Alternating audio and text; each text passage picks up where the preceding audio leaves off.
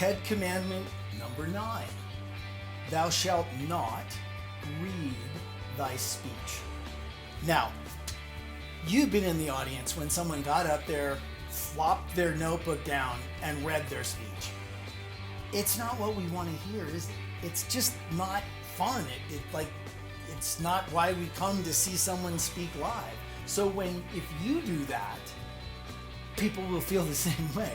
Now, let's dig into this even a little bit deeper, because one of the things that I see go wrong a lot is when people don't read their speech, but when they write it out word for word and then memorize that speech word for word and get up on stage and give that speech that they wrote word for word.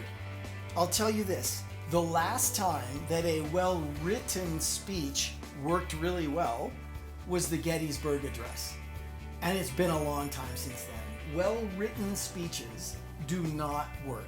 Whether you read them or whether you mentally read them by having memorized them word for word, that almost never works. So here's a caveat, okay? I'll just say this. A lot of those really great TED Talks, they were memorized word for word because the time is so short. But what they had that oftentimes we don't is a year or more to prepare.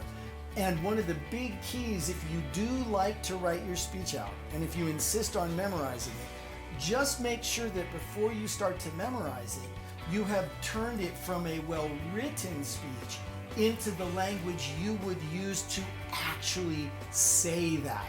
Because a well-written speech is not what people want to hear. They want to hear you speaking just how you would really speak. So what I typically do, even with clients who want to write their speech out word for word, is we go from the word for word to an outline and practice from the outline and make the outline more and more and more Spartan. And we can bring a few great sentences, 1 or 2 or 3 maybe, over to the outline and memorize them word for word. But mostly, what I think works really well is to be able to go through the speech out loud over and over from an outline. Pretty soon it'll start to come out almost word for word every time, almost the same. But the crucial difference is it won't be stuck together like the alphabet song because it was memorized word for word.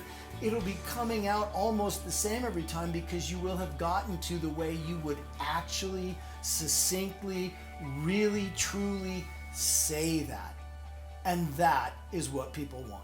The more you can make it feel like a one-on-one conversation with a really great friend and you're just talking, the better. So, no reading your speech.